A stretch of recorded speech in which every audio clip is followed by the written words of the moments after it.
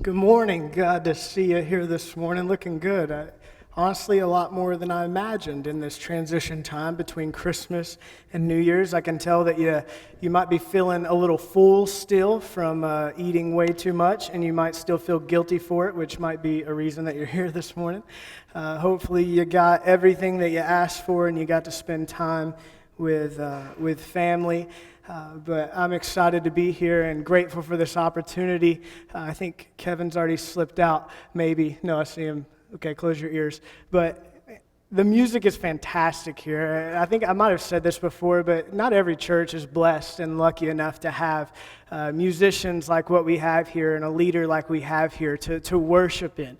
And if you don't believe me, just visit a few other churches a few times, and you might be like, oh man, okay, this isn't as great as I thought it was. So be very grateful for what we have musically here. It's awesome. It's fantastic to have that here at Calvary. But today what I want us to look at is better than average.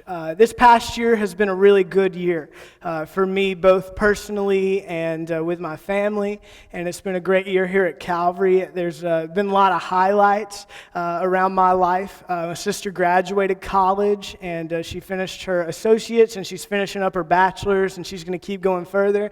So as a family, we got to celebrate that. My brother got engaged this year and is getting married on August the 1st. So that was an awesome thing for our family to see and be a part of. We got to take a family vacation with the entire family, which was a blast.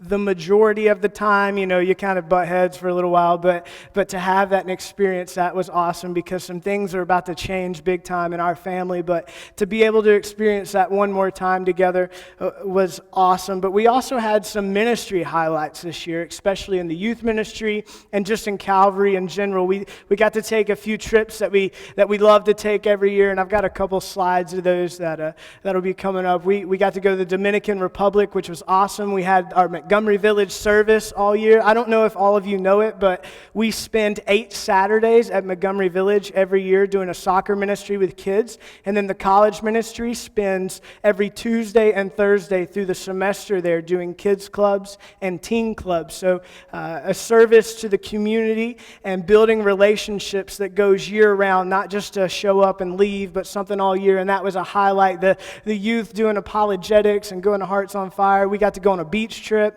And we had the Dominican Republic and Haiti mission trip. Lots of highlights there. There were also some highlights just for Calvary in general that I think have been fantastic in 2014 that we should revisit. We're going to throw this up here in a second. There we go. We had the top is the Dominican Republic trip, and that's that group. And there's the Haiti trip also. We also had, I think it was 16 babies. I might have that number wrong, but is that right? 16? 16 new babies were born to Calvary this year. That is incredible, and that is awesome. And we had those baby dedications, which is that bottom right, where parents came forward and said, you know what? I'm going to dedicate to raise my child underneath the Lord. Like that's our goal as a family and as a group. We're going to raise our children for the Lord. And they came here and they dedicated that in front of the congregation to say, hey, hold us accountable to this, that we said we're going to do this and we need your help and we need you to come alongside us. And that was that. And we also had some baptisms this year. I think the numbers that Amanda sent me, and these aren't probably completely official, but we added 22 new members to Calvary this year, and 13 of those were through baptism. Now, that doesn't mean that I've counted every person that got saved here at Calvary this year, but 13 new souls are going to be in heaven from this year. That's incredible. 13 new people who are going to be able to spend eternity with Christ, who had their lives changed and altered because of the ministry here at Calvary. And that is something to celebrate and be excited about. That 13 new people who before this year were not going to heaven are now going to heaven. I mean, that is awesome and something to be grateful for. But as we look back on 2014 and we look ahead to 2015 and we start to put in place goals that are probably ultimately going to fail pretty quickly on when it comes to, I'm going to exercise more, I'm going to do this better, I'm going to read more, I'm going to be nicer, those kinds of things. There's also some major changes that are about to take place in my life. And one is this. Most of you already know, but my wife is pregnant. And she's pregnant with twins, which is pretty crazy. So for those of you that didn't know, I just want to make sure that you heard that. So as you can see, our life is about to take a dramatic change in 2015. She's due in early June, June the 8th, which I know she's not going to make it that long because if you've ever seen my wife, she's very small. And I don't know where two babies are going to grow. It's kind of crazy to think about. But we're already taking diaper donations. Any unused diaper, you can just drop that off at my office here at the church. And there's a sign-up sheet in the foyer for hour blocks that you can come and watch our twins for us while we sleep. So if everybody, before you leave today, will sign up for a block, that'd be great. But we're about to take some major changes in 2015. So I would think that I'm not going to have the average year. But as I started to think about the term average and the life change that it's about to take, and as I look back on this previous year, it was a really good year, both here at Calvary and ministry and personally and spiritually, and I hope that it was for you. I know that a lot of life change can happen in a short 12 months, and life can look way different than it did this time last year. But as we look forward into this year, I wanted to talk about being a better than average year, because I think to have a better than average year, we have to purposely decide that we're going to have a better than average year, because I think that nobody in this room wants to be average, right? I mean, I don't think that you would be here if you wanted to live an average life. Nobody aspires to be average. And average isn't a positive thing in our world of superlatives, right? I mean, nobody's like, yes, I'm the most average person there is, right? Nobody wants to be average. You don't want to be an average friend. You don't want to be an average employee. You don't want to be an average boss. You don't want to be an average mom or dad. You don't want to be an average spouse. I mean, none of these things are things that we aspire to be. You don't want to be an average student. Now, some of you would like to be hard with me and be like, no, Nick, if I get C's, that's good enough. I know how you'd play that game, but my parents wouldn't let me be average. I tried that argument. I'd come home in my report card and be like, Mom, listen, C's are average, okay? I'm right there on par with everybody else, you know? And Mom and Dad never bought that lie. And I'm sure that you don't either. You don't want to be average. You don't want to be a C student. But I think a lot of us don't feel that tension in our lives because a lot of us wouldn't put ourselves in the average category, would we? Right? We don't really feel a tension with average because we don't think that we're average. I've never been with a group of guys that have just met or been together a long time, and one of the guys is like, hey, tell me about your wife, and the other guy's like, hey, man, she's average. You know, nobody says that. That's not how we like to categorize ourselves or talk about ourselves or our life. But get this. Averages are an indicator of what is most true about most of us. The averages are an indicator of what is most true about most of us. And where this really comes to be is there are studies done year-round that are created to find out the info about the average person. Now, most of this is done in order for marketing and to sell things, to find out what the average consumer wants and how to market it to them the best so that they will think they need that and have to have that. So these studies are done to find out what average is, because averages are an indicator of what is most true about most of us. But hey, we live in America, right? America's the greatest country in the world. And if you're not from America, I'm sorry, but we just kind of think that. America's awesome. It's above average economy. It's an above average quality of life, right? There's a lot to America that is above average. But let me give you some statistics of the average American. The average American spends 103% of their income. Right? You don't have to work the numbers very long to see that doesn't really work out, right? 103% of their income. The average American has $15,000 of credit card debt. The average American is 23 pounds over their ideal weight. The average American hates their job because of their boss. Here in America, those statistics are average. And the averages are an indicator of what is most true about most of us. But you may be looking at that and you may say, that's not true of me right now. Maybe it was before or maybe it never has been. But remember, these are an indicator of what is most true about most of us. Let me dig a little deeper. The average American dad spends 20 and a half hours a week engaged in entertainment and leisure. 27 and a half hours a week spent on themselves, by themselves, while the average American dad only spends 7 hours a week with their kids. Say they work 40 to 60 hours and then they spend 27 and a half on their own, and that's all they leave for their family and their kids. That's the average American dad.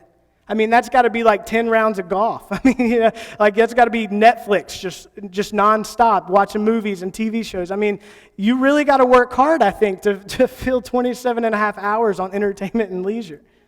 Let me keep going. The average American, the more that we make as the average American, the less that we give.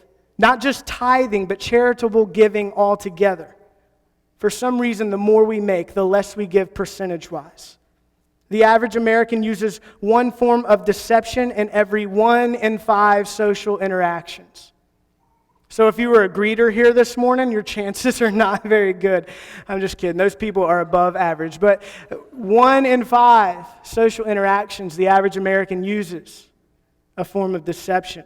The average American has an 8-second attention span, coming in just below the goldfish that has a 9-second attention span, right? It's like, oh, okay, 8 seconds, and then you hear goldfish, and you're like, okay, I feel really bad about that, right? Goldfish, 9 seconds, average American, 8 seconds. So if you have ever thought that you wanted to be average, it's pretty obvious that you don't want to fall into any of these average categories or statistics. And most of you, I don't think you do. I don't think that any of you in here today are aspiring to be average, because truthfully, Jesus didn't want you to be average. And today we're going to look at a few different behaviors that Jesus taught about that show us how to be more than average, to have a more than average year, to have a more than average family, to have a more than average ministry and year and family and marriage and all those things, to be more than average in our lives. But I'm going to test you guys this morning. I'm going to see if us as a congregation, as a group, are more or are right on average. So just remember, this is right at average today, but I want to see. I'm going to show you a statement, and then I want to see if you can finish it out loud, okay? I'll read it, you finish me as I go, okay? Here's the first one. An eye for an eye, and... Okay, I think I heard some. Let's try one more time. An eye for an eye, and...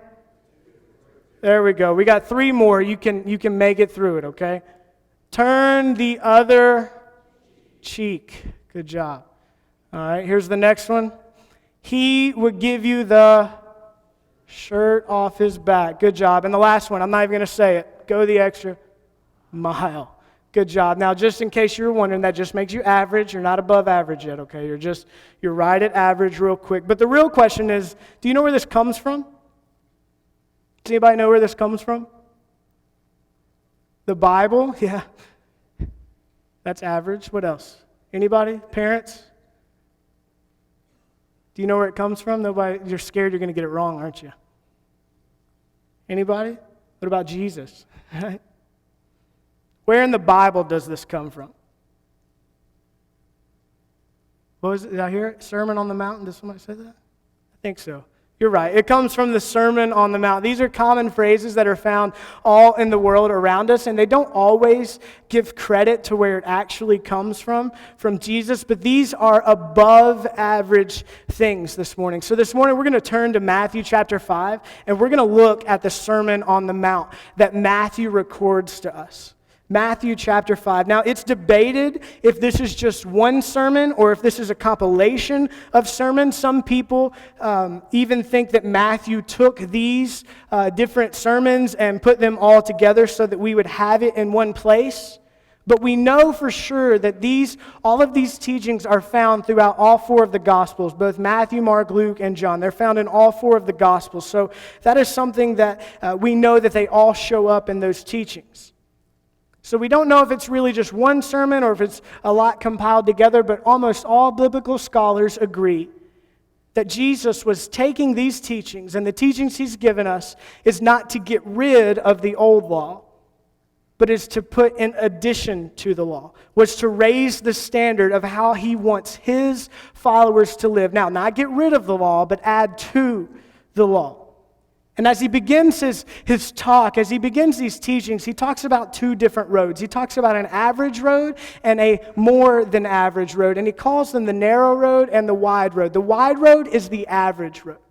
It's the road that's easy, the road that most of the culture is on and is following. But he begins talking about the above average road, the more than average road, the narrow road that is hard and is windy and is difficult to follow and stay on. But it is the road that ultimately leads to life and leads to eternity, and it leads to a much more than average type of life. And as he's begin to talk about these, we're going to look at Matthew 5, and we're going to look at verse 38, and we're going to start to look through some of these different teachings as he's just told us about the wide and narrow road, and we're going to look at the above average road. So let's read in verse 38. You have heard that it was said, an eye for an eye and a tooth for a tooth. Now, as Jesus begins to say, you have heard it said, an eye for an eye and a tooth for a tooth, he's talking about the law of retaliation. Now, the law of retaliation is found all throughout Exodus, Leviticus, and Deuteronomy in the Old Testament, if you were to check back at it. But the law of retaliation was not about revenge. The law of retaliation was about mercy, and it was about justice. Now, what was taking place where people were retaliating way beyond what they should be retaliating against? I mean, you have heard it said before, hey, I don't get mad, I get even. And that's kind of what was taking place here at this time. People would get offended, and instead of just retaliating to a certain point, they would up the ante. Now, if you're like me, you might have upped the ante a few times in your life because of the example of my father. My wife knows that if she wants to pick at me and tickle me, I'm going to pay her back tenfold, right? I mean, like, I'm going to take her down, and I'm going to tickle her until she can't breathe anymore, because that's the way my dad always upped the ante on me. I mean, if my brother and I decided we're going to attack my dad, we always would get the ante upped on us. I don't know if you've ever experienced anything like that in your family, or if it's even gone to like a much more serious level where like you retaliated against somebody and you made sure to up the ante against them. But that's kind of what's taken place here at this time in this culture. So the police, so there was a law created to police retaliation. So instead of doing a cow for a cow and then taking an extra chicken, like what was taking place, if somebody stole a cow from me, at that time, I would go back and I'd take a cow and then I'd take two of their chickens too, just to up the ante a little bit. But the law was created to say, no. If they take a cow from you, you can only take a cow back from you. So only the person who was offended was allowed to do this. And that's important too, because what was happening is people would get their whole families to rally around them, right? And none of us have ever done that when someone's offended us. We've never gotten other people to rally around us to get them back, right? We haven't done that. But in the Bible, they were doing that. They were pulling people around them to rally against them, and civil war was breaking out. So the law of retaliation was created. But this law was also created so that it didn't happen. They wanted to make sure that this retaliation wasn't taken too far. That people were getting to retaliate, but that it wasn't going too far. But just because the law was created and put into place didn't mean that people had to retaliate. Just because that law was there, it didn't mean that you had to retaliate against somebody. But retaliation was normal, and even the law allowed it. So Jesus decides that he's going to challenge the law. So let's read on verse 39.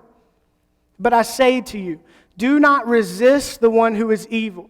But if anyone slaps you on the right cheek, turn him the other also. So as we see, do not resist can be translated do not repay. It can also be translated do not retaliate, depending on what version of the Bible that you have, or if you trace it back into the Greek. And basically what Jesus is saying is, hey, I know the law allows that you can retaliate. I know that you can do that. I know that's average. I know that that's culturally right. I know that's what everyone does, but I want you to live a life that is more than average, that is above average. So don't retaliate. Don't repay. And then Jesus gives us what he does best. He gives us 4 examples, 4 illustrations of what he means by do not repay, do not retaliate. At the end of verse 39, it says, if anyone slaps you on the right cheek, turn to him the other also. Now, this is taken out of context a lot. A lot of us have used this kind of in passing, like, oh yeah, I'm just going to turn the other cheek, or you hit me, or whatever. And it gets taken out of context a lot. But This is not about bullying, okay? It's not about being passive. It's not about letting somebody run all over you. And it's certainly not about actually getting punched in the face. Because as Jesus was telling this example and this story, in that culture, they knew exactly what he was talking about. So they're kind of nodding their heads along with Jesus as he's saying this because it hits them immediately. But we need a little more context. In their culture, 90% of the population was right-handed. So if someone was going to punch you, and they were right-handed, they would more than likely hit you in the left cheek. Because as the right hand comes, it would punch them in the left cheek. But the back of the hand was a much more disrespectful way to hit somebody, to attack or to offend them. So if you were going to backhand somebody with your right hand, you would hit them in the right cheek. So we can see that what Jesus means by this is it's not the right cheek is not about being attacked, but the right cheek is about being insulted or offended.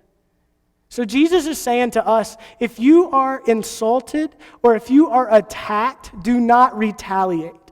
Do not trade insult for someone. The average way of life is if somebody insults you, to insult them back. The average way to live life, if somebody offends you, then you work hard to offend them back. But Jesus is saying, no, that's not what I want for you. That's not what I want for your life. If somebody insults you, I just want you to turn the other cheek. I don't want you to repay them. And then he goes on in verse 40 with the second illustration. He says, if anyone would sue you and take your tunic, let him have your cloak as well. Tunic meaning shirt and cloak meaning coat.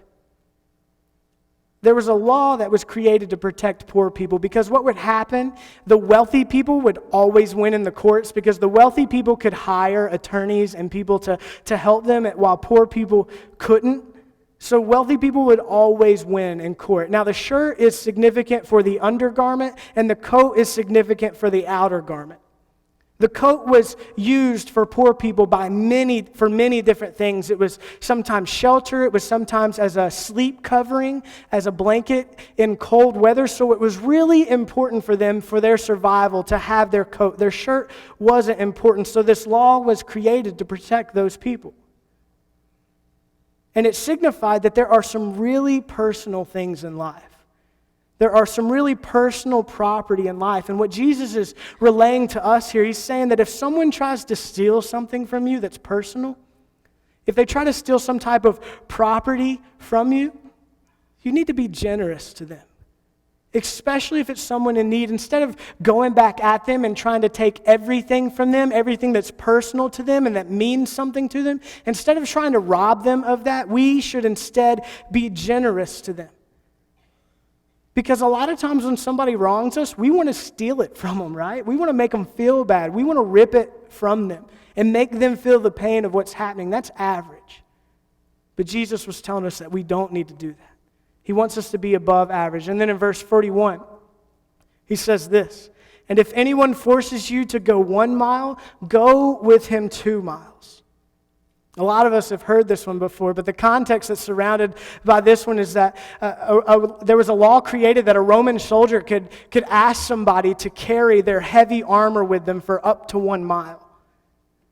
Especially the Jews, and the Jews hated this. This was very degrading to them, and they hated it so much so that they had counted to 1,000 steps was about a mile for a Jew.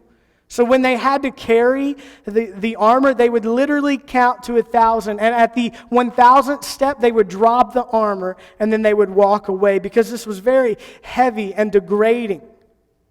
But Jesus says that was just average.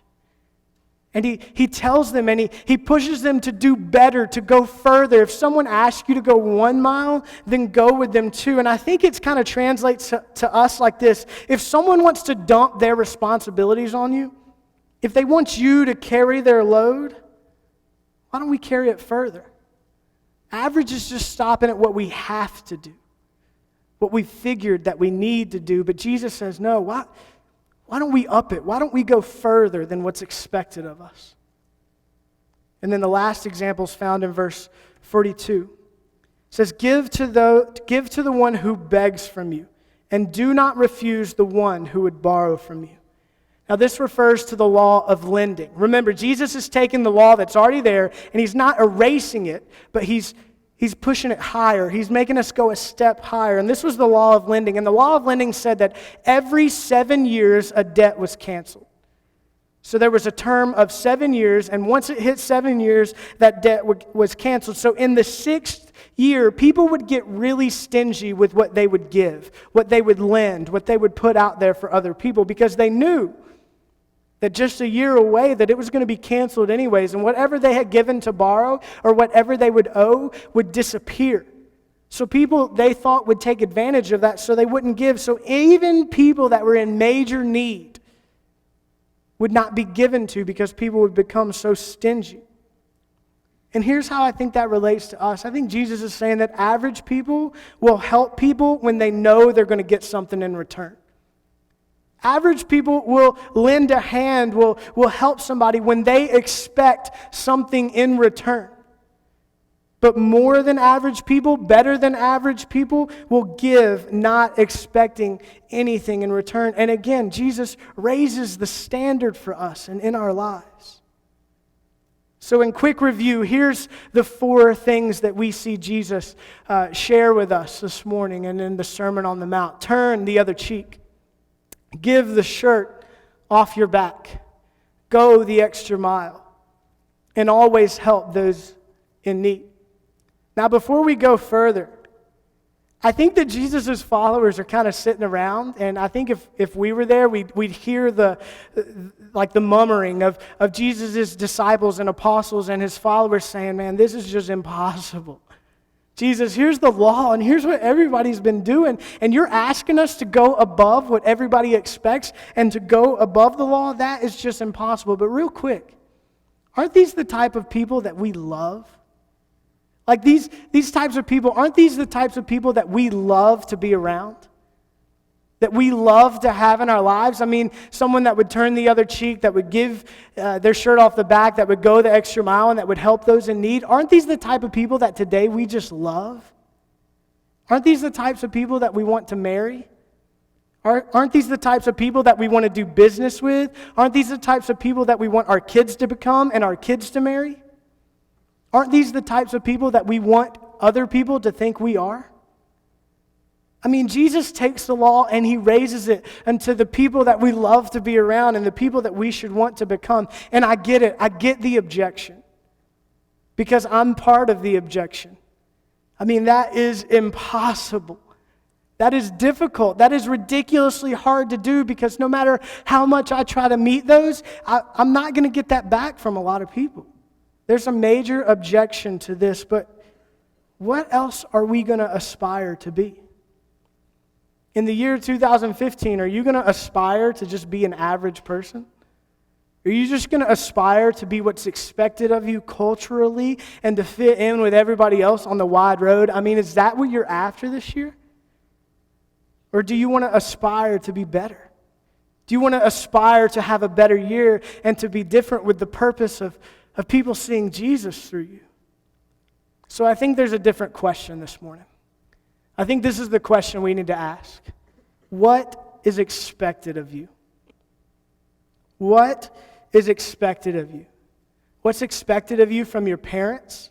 What's expected of you from your spouse?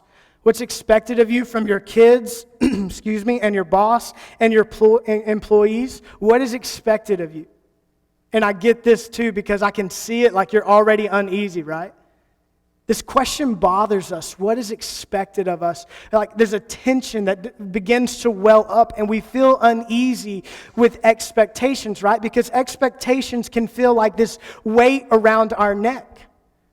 We don't like expectations, but what is expected of you? I think Jesus is saying, I don't want you to live to everyone else's expectations. I want you to exceed everyone's expectations. Because here's the problem.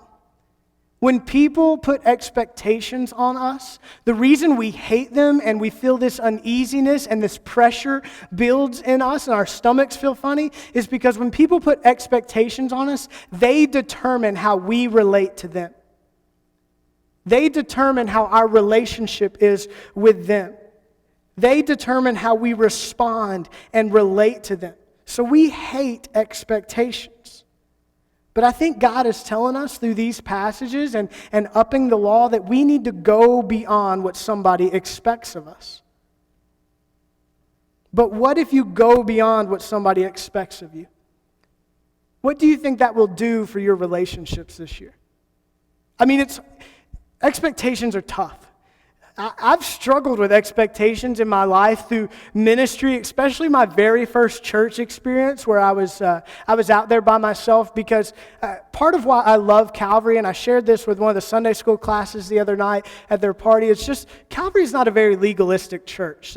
It's awesome. Like, that's what makes Calvary so good, is that people can wear what they want to wear and they can worship the way they want to worship, and nobody's going to shame you or make you feel bad because you're not doing what somebody thinks you should be doing. It's not a legalistic church, but I've been in legalistic churches. And what that did was that wrapped expectations around me that were just not even really possible. We're not doable. We're not like even real. And because of that, when I dealt with those expectations and the way you can view it as worrying about what other people think, I lost a lot of sleep and I lost a lot of health and it was tough on me. And I think that we all have some place, whether it's in our profession or in our family, where we let expectations weigh us down. But I think Jesus has taken that and he's saying, don't live to somebody else's expectations. Exceed their expectation, because when you are shooting to exceed it, then you get to determine how you relate to that person. You get to determine that the reason you're doing it, the reason that you're after it, is because you're trying to share Christ with the people around you. I mean, what would this year look like if you decided to go above average? If you decided to go more than average, what would it look like for your relationships? What would it look like, dad, husband, if you got home early from work on purpose and you sat down with your wife and you said, hey, what can I do to help you tonight? Can I help get dinner on the table? Can I help corral the kids? Can I help with laundry? I mean, what would it really do for your marriage if you went home and you exceeded expectations? What would it do at your job if you walked in on Friday and you were kind of done for the day and it's about an hour left and you were going to slip out a little early, but you walked into your boss and you said, hey, I was about to leave early. There's nothing constructive I can really start today. Is there anything I can help you finish up? I mean, that sounds like it's not fun, but what would that do for your career? What would it do if you decided to block out extra time every day to spend with your kids playing whatever they wanted to play? What would that do for your family if you exceeded those expectations? I think that when people act in above average ways, people will respond in above average ways. I really think that's true, that if we act in more than average ways, if we dedicate this year to being more than average, then people are going to respond to us in more than average ways, because I truly believe that God wants a more than average life for you. You see, the one thing that all four of these examples have in common is broken relationships. Broken relationships. And you know what God did when He had a broken relationship with us? He didn't offend back to the way that we had offended Him through sin. He didn't break off communication. He didn't just leave us and let us be. God upped the ante. He went beyond the expectation of what a lot of us do when we have been offended, and He went so much further than that He sent His Son to mend a broken relationship, to bridge a gap, to place us back together so that we could know Him, and so that we could know the gospel, so that we could know love, and so that we could know hope. And He went beyond a broken relationship of being offended to mending and fixing it through sending His Son Jesus to die for us. And that's the example that we can follow. A lot of us just dealt with some broken relationships when we saw family over Christmas. Some of us have broken relationships with friends and family, extended family, close family, that we've been fighting and mulling through because that's the expectation. The expectation is, if you have offended me, I'm just going to shut down, or I'm going to offend back. And it's this constant cycle that just goes over and over and over. But we need to follow the example that Jesus set of going far, far beyond. And here's the thing, it's not about earning anything, because Jesus has already done that. This is about experiencing a more than average life like God has intended for you to experience. And I believe that through His Holy Spirit, He has empowered us to do this by setting the example. So think about this. What would exceeding your spouse's expectations this year do for your marriage? What would it really do for your marriage if you worked to exceed expectations instead of just falling short of what's already expected of you? What would exceeding your kids' or parents' expectations do for your future? What would exceeding your boss's or employees' expectations do for your career? What would exceeding your unchurched friends or your neighbor's expectations do for your influence? What would exceeding your offender's expectations do for you and do for them? And I think if we're going to have a good 2015, I think that if it's going to be a above average type year, a more than average year, not just relationally, not just personally and spiritually, but ministry-wise, what would Calvary look like if we weren't just average church members? There's an expectation on you as a church member. What if instead of just meeting that expectation, what if we exceeded it as a church this year?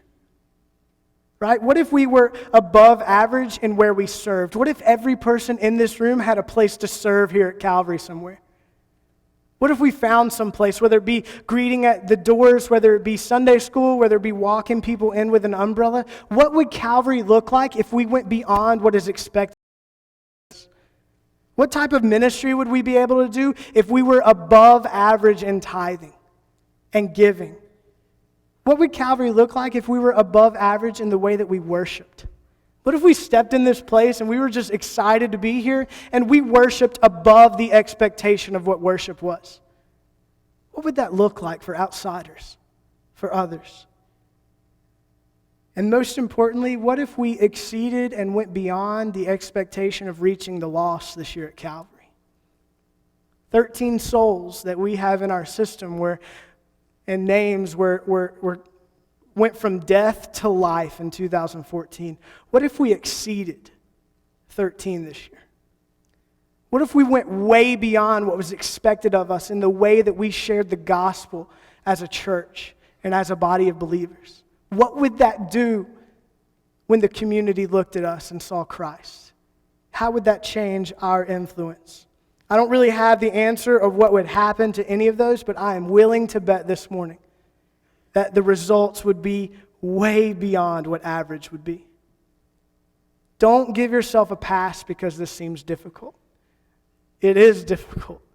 It's beyond average. Average is so easy. Average is the wide road, but the narrow road is what's hard. That's what's much more than average, above average. And I really don't think if we don't make a promise, if we don't put this in front of us, if we don't go after this, because I tell the kids this all the time, if you walk out of this place the same person you were when you walked in, nothing was accomplished. Nothing for you and nothing for the Lord. And the same thing can be said with this book. Honestly, this is just another book. If you read this like it's any other book, it's just another book. But when you read this, knowing the power that it has through Jesus, that it's God's inspired word, it is God. If you read this and you put it to use and apply it to your lives, then things will happen. Please don't leave this room the same way you were when you came in. And don't start this year the same way that you ended last year. Push to become more than average. We don't have to settle. We don't have to settle for what the culture tells us to settle at. We don't need to strive to be average. We need to strive to be better. So I pray that over you this year. I pray that over your family, and I pray that over Calvary, that we can become a more than average congregation, a more than average family. We can show more than average marriages to our kids. Not with the purpose of making ourselves better, but with the purpose of showing Jesus to a lost and dying world. You don't have to look far to see that this world is pretty messed up right now. So let's be more than average this year. Will you stand? Let's pray together.